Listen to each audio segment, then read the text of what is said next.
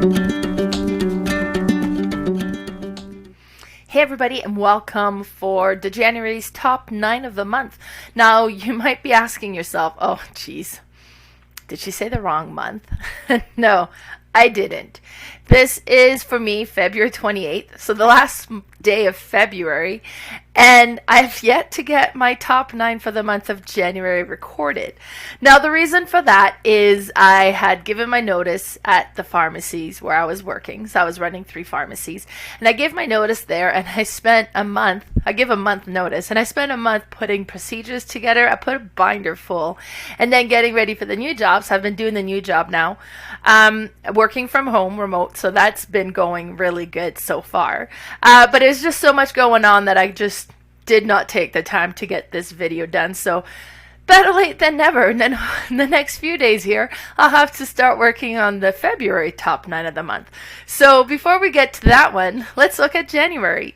So let's start with the stats. So in January, I played 35 times with 24 different games. So yeah, that was pretty good. Let me see, does it say? No, it doesn't say the percentage of the games I played. Sometimes it shows the percentage of my collection, but it doesn't in this one. Now, 21 of my own copies. I'm at 600 games now, so that's fairly small fraction. But yeah, so actually it wasn't a bad month with 35 plays. I'm satisfied with that. So let's get started. In number 9 position, it was Unmatched Jurassic Park. So I went on a bit of a kick and I ended up buying a few Unmatched game as well as Funkoverse game. And we ended up playing kind of all during that same week. And between the two, Unmatched definitely kind of rose above and I enjoyed this one more. And then Jurassic Park even more than the other ones that I had just because it's a theme I relate to. It's a movie I've enjoyed watching multiple times, and it was just so much fun. So one person plays as a scientist guy, the other one plays as the raptors, and then you kind of have different abilities, different things going on as you play. I've played both sides, and Lee was playing with me, and he ended up playing both sides. I'd have to double check, but I think I won every time. But it could be that I completely lost every time. Who knows? This was a long time ago now. But it was really neat. And it was a fairly small board. And you're kind of moving. And then the position where you can be have different zones. And depending on if you have like your range attack or if you're like a melee attack. Then if it's range, as long as you're within the zone, you can kind of hit anywhere in that zone. And the scientists can use traps trying to trap the raptors. And it was very neat. I really enjoyed this one. Number 8 position is Nova Luna. So I have a copy of Nova Luna now. I couldn't find one at first and I ended up buying Framework, which plays very similarly. And then I got Nova Luna as well now, and it's just one that I really enjoy. It's fairly simple. You have the rondelle in the middle and you have all the pieces that goes around. And then the piece have a time cost to them. So when the piece that you're collecting, and it seems to me you get the option to, is it just the next 3 or the next 6?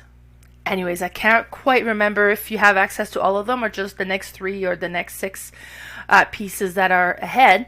And then you get to take the piece, you pay the time that is associated with it, so you move your token forward by that much, and then you add it to your tableau that you're building with these tiles.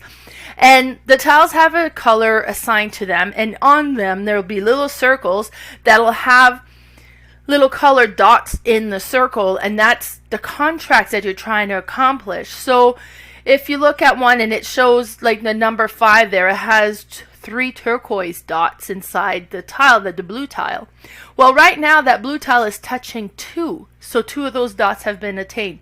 Now it's the cluster as well, so if another turquoise was touching one of those would be a cluster of 2 plus the 1, then you would have accomplished that contract and you could put a token on it.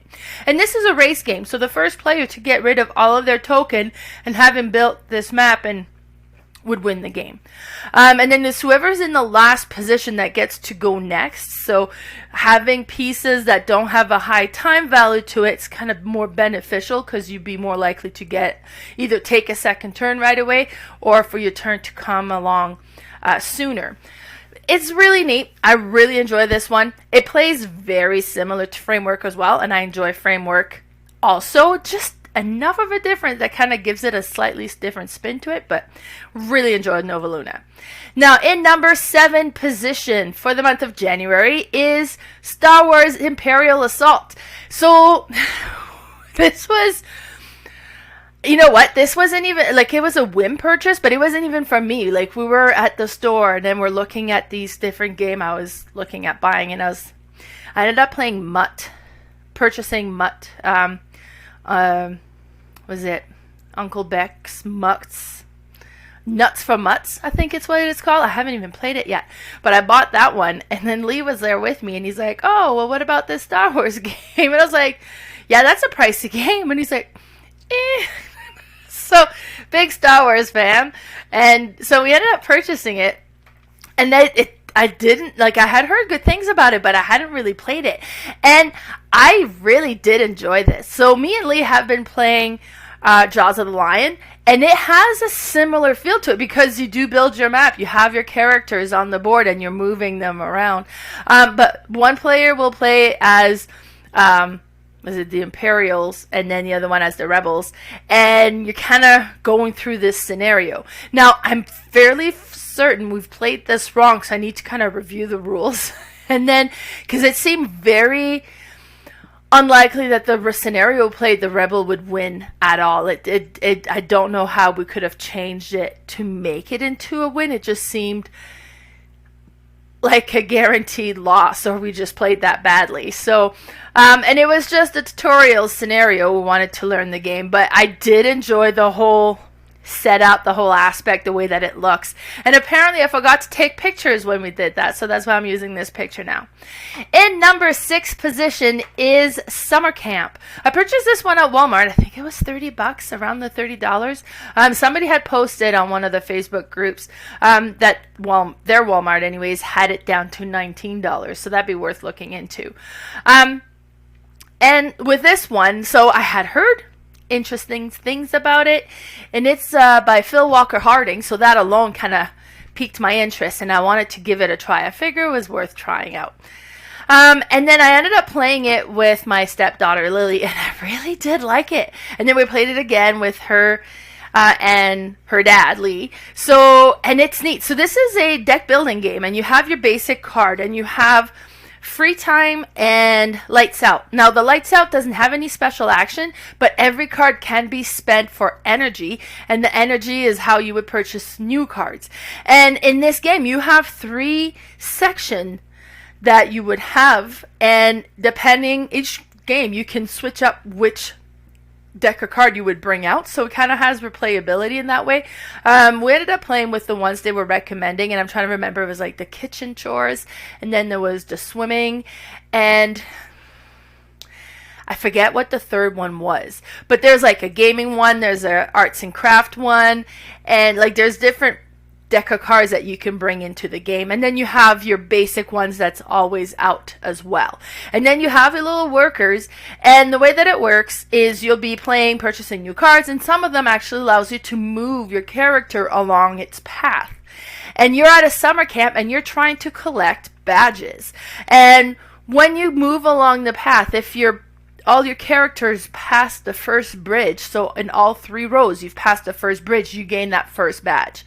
And then there's a second bridge, and you would gain the second badge when all of your, or at least one of your workers is past that bridge. You've reached or passed the bridge, then you would get your second badge.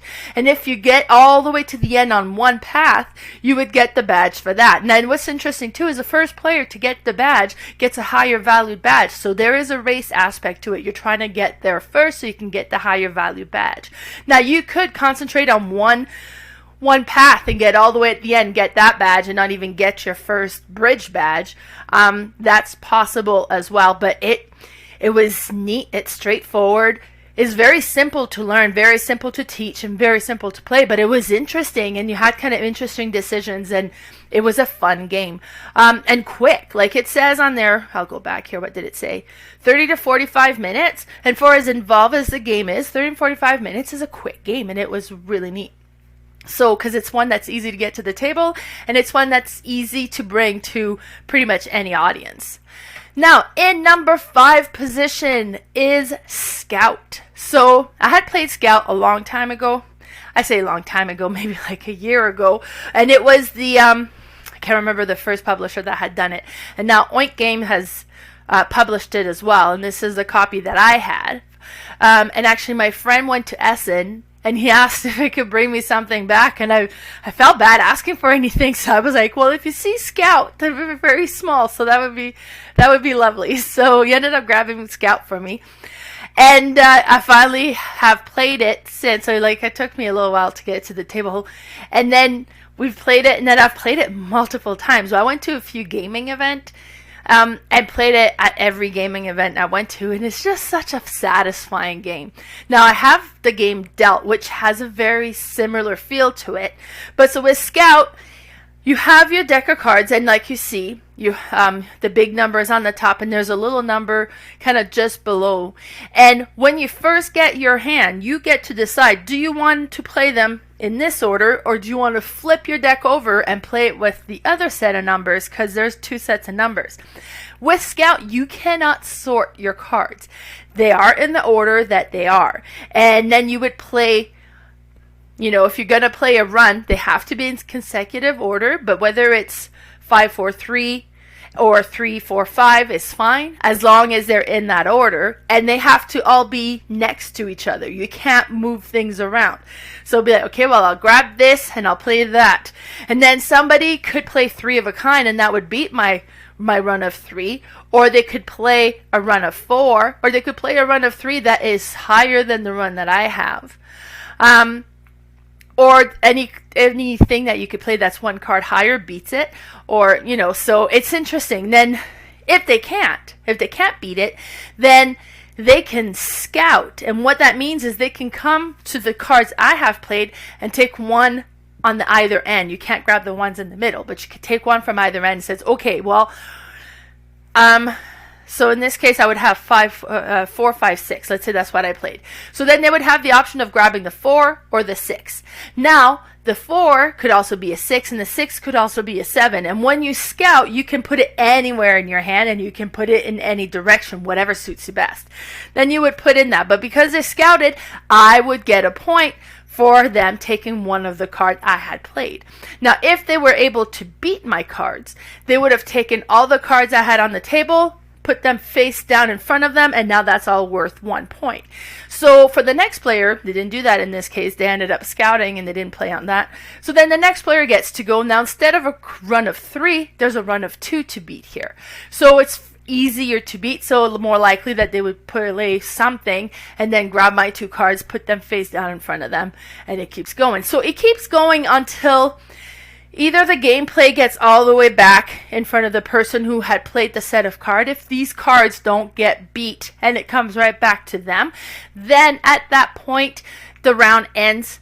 They don't score any of their hands. Everybody else counts a point for every card they have in their hand in the negative, and then take that out of the points they've collected, and that's part of their score. Or the first person to get rid of all their cards triggers the end of the round as well. And you play as many rounds as there are players. It is a very satisfying game to play. It's so much fun. Then in my number 4 position, I have Terraforming Mars Ares Expedition. I recently got this one. It was on sale. I want to say $20 on an online board game store. Is it Board Game Bliss? Maybe it was Board Game Bliss. But my friend called me. She said, okay, this one's on sale. Do you own it? Do you want me to grab it for you? So she added it to her order. And then I got this. And then I got it to the table. And somebody was saying it's the simpler, faster version of Terraforming Mars. And I will agree that it's fairly straightforward to play. It's very satisfying to play. It has that roll for the galaxy element where the action selection, you would kind of pick a card, okay, this is the action I want to do, and you reveal it. And then if you reveal the same thing, then that's the only action that gets done. But you get to do the bonus portion of the action for what you've picked. And then if different players have picked different things, then you would get to do different things on your turn. And it has a strong Terraforming Mars element to it is very much about the cards and creating that engine building with your card. But I did not find this one to be faster, or at least not yet. Granted, the first few times we played, there were kind of more learning rounds, but it took us quite a while. Now, we also played 2 players, so I'm wondering if there's a higher player count because we would get more action each turn. Would that speed up the game? Maybe. But it was really enjoyable. It was neat. The boards have recessed board, which is great. I ended up getting a 3D printed overlay for my original Terraforming Mars just because those cubes would go flying and then be like, oh, I can't remember how much money I had. But it was very neat. It was great to learn to play. The tutorial is on Dized. Dized apps, that's D-I-Z-E-D, which makes it super fast and super easy to learn. And in fact, you never even open the rule book. You just set the app and say, okay, we're playing this one, how many players this, and then you just kind of show what you're doing, and it teaches you as you play. So it's like having somebody who's learned the game, knows how to play, teach you as you play. So there's no downtime at all, you just get playing, and that was great. Number 3 position is Furnace. I like this game. This is another really quick game, and for as quick as it goes and as simple as it is to learn and play, there's a lot of really neat, interesting decisions you got to do. So it starts, you have all of these cards in a row, depending on the number of players, how many cards there's going to be, and you have your bidding tokens from 1 to 4. 1 is the smallest one, 4 is the biggest one. And then you're going to put your tokens on cards you want to bid. Now, if you end up winning the bid, you get that card. It's going to come in your engine. If you do not win the bid, somebody else does, the number that you've played will activate that many times the top portion of the card, and you'll get to either do that action or collect that resource that would come into, like, let's say it gives you coal, then you would get to collect that much coal and put that in with your resources. And then with your card that's part of your engine building, maybe you have a way of changing that into oil, and then you can sell oil for this much gold and so on. So the whole purpose is to try to get as much money as possible, but money doesn't actually give you anything, it's victory points. But that's the whole point of the game. The resources don't give you anything. The whole thing is about trying to convert as much of your resources as you can and accumulate resources so that you can convert it as much as possible into the money and have as much money as possible at the end of the game. When you bid, you cannot bid on a card that you've already played on. You cannot put one of your number where the number somebody else has already placed that number there. So if somebody had put a 3, I couldn't put a 3 as well. I'd have to go 1, 2, or a 4. And it's just very satisfying because sometimes you'll be playing trying to not win the card but activate the resource portion as many times as you can. So I'll put a 3 there, so that's going to give me 3 oil barrel, and that's really good, but nobody outbids me. Now I end up with the card. It is neat. I really like this one. It is quick, it is simple to teach and play, and it's simultaneous play. So when you're doing the engine portion of your turn, everybody's doing that at the same time, so it goes fairly quick. It's neat. I really like that one. My number 2 for the month of January is Thebes. And actually, when I was preparing this presentation, I didn't have to change anything here. This was also my number 2 in the month of December. I love Thebes. It is an older game. It's a really older game, but it's really doing well today, and I still love it just as much today. Not that I've ever played this in 2007. I wish I knew about board games back then, but I didn't. So with Thebes, you are Indiana Jones without the adventure portion. So you're going to go from location to location trying to acquire knowledge and information about the different dig sites. And that's going to come in the shape of books, and you'll be like, okay, you go there and you're going to learn 2 books about the blue location. This one gives you knowledge about the yellow location and so on, and you're collecting all this knowledge. And then when you feel you've got enough knowledge, you're going to travel onto those dig sites to do an excavation.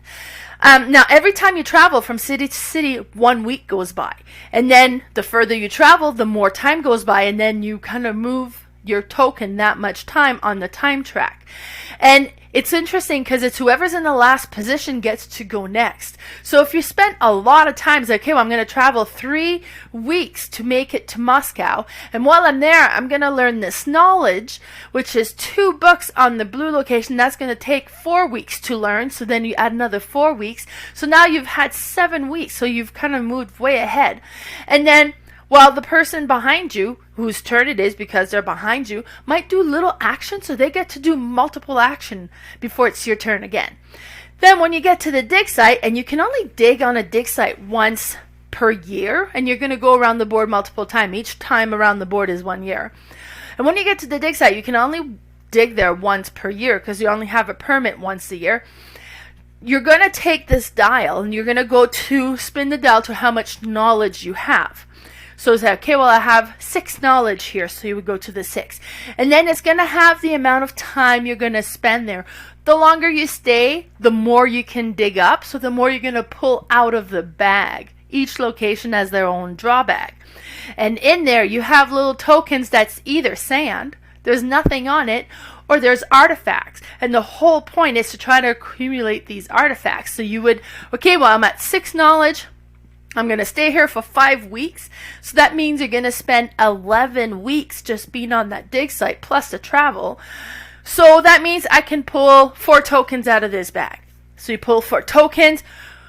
Is it all sand? Is it none of it sand? Is there like some artifacts in there? So you keep the artifact, the sand goes back in the bag. So the next person that comes in there, now there's a higher sand to artifact ratio. And then this third person or the 4th time you get there, so the likeliness of pulling artifact goes down little by little as things get pulled out because it's already been collected. It is so thematic. The whole feel of it to what you're doing and how that all works is amazing. Thebes is such a great game. And then in number 1 position for the month of January is Marvel Dice Throne. So I bought this one Kickstarter. Actually, it was a Christmas gift to me from Lee. And he told me right away because he knew I wouldn't wait. I would find a way to get my Marvel Dice Throne because I have all the other battle chests and I'm not passing on this one. So that was my Christmas gift last year, and then it had arrived at the time just as we were moving. So it's like, oh great, it's so beautiful, and I'm going to put it aside and pack it up, and we're moving, and now we're unpacking and we're painting, we're doing renovations. So it took a long time before I pulled this one out and got to play it. But it's cool. I love Dice Throne. I'm a huge fan of the whole Dice Throne series, and the Marvel theme just makes the whole thing better. So you play as your character, you have your deck of cards, and then you're going to draw 4 cards, and depending on what's there, you can upgrade some of your attacks because you have on your board all different attacks and defense you can do. So you could spend I forget what they're called, but you can spend the point to upgrade them, or you could, some of them are going to allow you to get more points, or some of them are going to allow you to manipulate your dice when you roll them, and so on. And then you're going to roll all of your dice, and they're going to be numbers and symbols on there. And then you're trying to create either a run to activate your runs, or get a clusters of symbol that would activate a specific action that you can do. And then you attack each other, and it's like last man standing is the winner. My family, well, my stepson especially, this game, he's declared this his favorite game, the Dice Throne. And then Marvel won him over, no questions asked. So that's his new favorite game. It's cool. It's so neat. We really enjoy playing this one. And that was my number 1 for the month of January. So here's a quick recap of all the games that made it into the top 9. So you probably won't have to wait too long to see what's going to be in the top 9 for the month of February, being that this is the last day of February, and I'm more settled now with the new job, and then I'm not at my old work anymore, so I don't have to train and prepare anybody over there anymore. But if you want to follow me on Facebook, my Facebook page is Mel's Board Game Room. My Instagram account is Mel's_boardgame_room. I also have a podcast that I do with my friend Carla called The Board Game Specialist. And my YouTube channel is Mel's Board Game Room. Bye, everybody.